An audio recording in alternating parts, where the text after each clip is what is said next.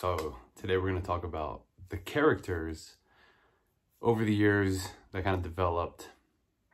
So since I was a kid, I always thought I would become some famous actor like many kids do.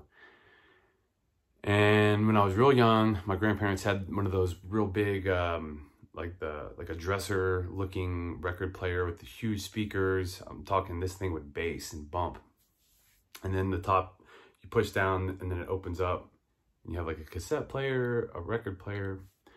And I'd throw on like an Elvis record and I'd put on a top hat and grab my grandma's cane and I'd go put on a show. And I just loved doing that. So people like Jim Carrey, Bill Murray, probably more like Robin Williams, Jim Carrey. I loved a lot of the characters that they did, and I was very inspired by them. So as I got older, I did theater up until like through middle school. Then I focused just on sports, and I think I did 1 year in high school, and then after that, it's like that's all she wrote.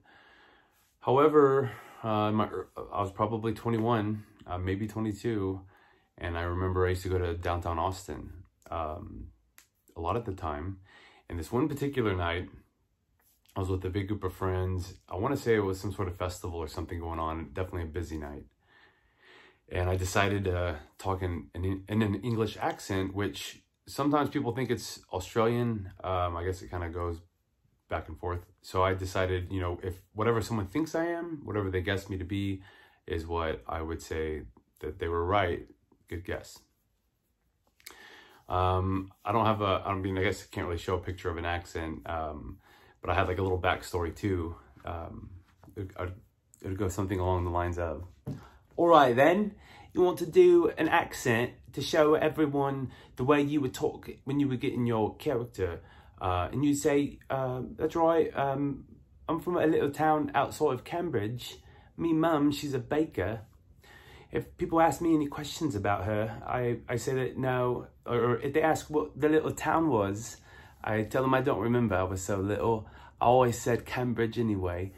And if they ask where my mum is, I tell her that she's retired and she lives here with me. And it usually stops for many more questions to be asked. Something like that. I guess when I get Australian, it's like, all right then, mate. Hello, mate. Sometimes it sounds a little more twangy, I guess. All right then. And it just turned into people thought I was like so much cooler because I had an accent.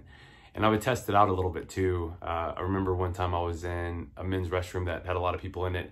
And as I was peeing, I made reference to how beautiful the women in Austin are. They're all so tan. They're not like that in London.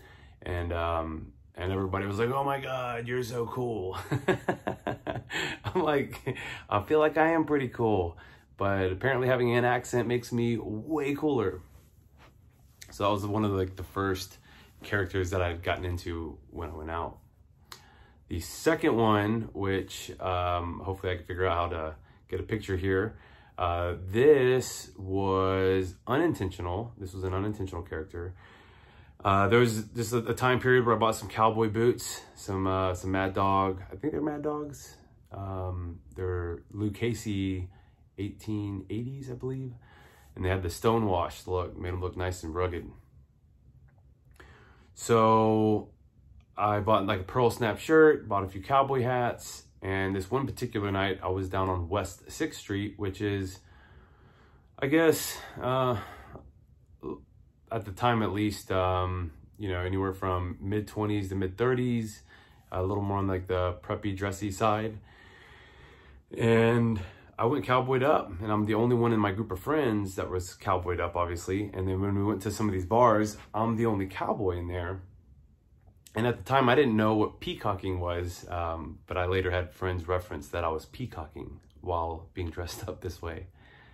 Anyway, I remember going into a bar, and not that I never got attention from women, but I usually wouldn't notice, you know, in a bar, the amount of attractive women that were, you know, making eye contact with me. And I noticed this and I thought, I feel like I'm going to go up and say something super corny, something so stupid, and I'm gonna ruin this. And then this light bulb went off. And I thought, what about a mysterious cowboy character? And I won't say anything. So I'd walk up and I'd hold my hand out, and they'd put their hand in my hand. I'd twirl them and just start dancing with them. And since I'm cowboyed up, I'd two-step. One of the times that I did speak, this girl looked me straight in the eye and said, "We can't two-step to this." I think it was more on like some rap or R&B kind of music. And I said, "Baby, we can two-step to anything." And just kept dancing. And then I twirl them, kind of like send them back off to their friends, and I just get out of there. No name, no number, no nothing. With the idea that maybe they're gonna go tell their friends about this mysterious cowboy that they met. So that was the birth of that. I did that many a times. I started going out like that. I enjoyed the attention. I have an 80s rockstar character that was developed. There was what they called the white trash bash, dress up like hicks, rednecks, you know. And so I'd gotten some overalls with, you know, no shirt on, some big boots, pants tucked in. And I went to this wig store in East Austin, Sonny's Wigs.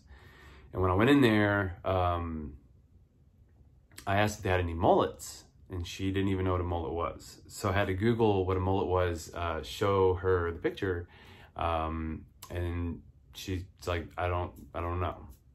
So I grabbed the wig that I thought was close to what could look like a mullet, showed her the picture. She kind of cut it up a little bit, and I decided to help it not look like a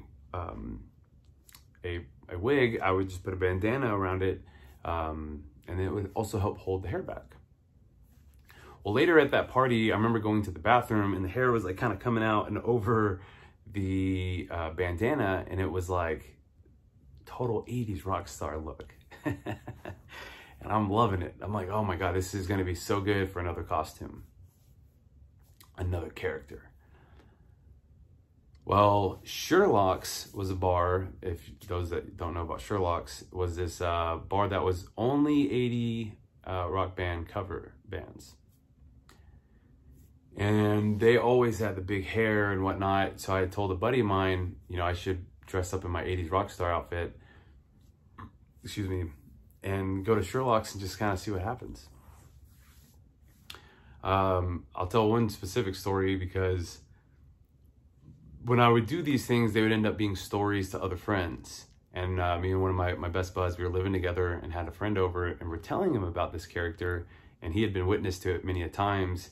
And I was like, do y'all want to see the 80s rockstar character come out tonight? And he was like, yeah.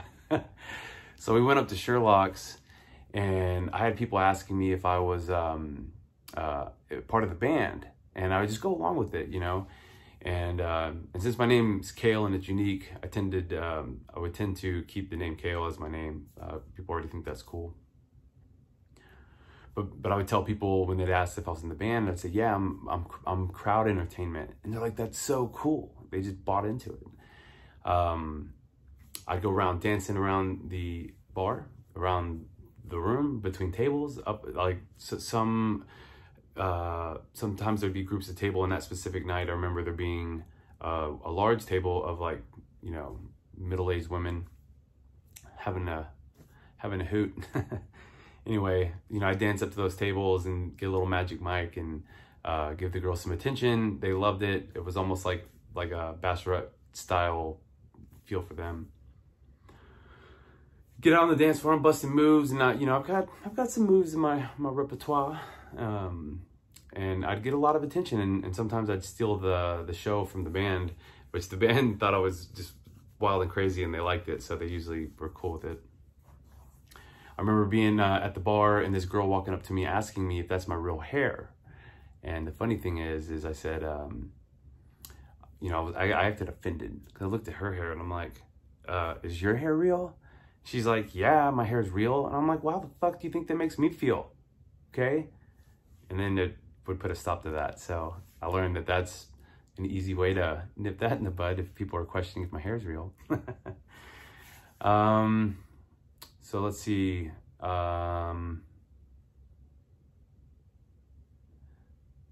There's, I guess, a few other characters, but I think, you know, for a 10-minute episode, that's good.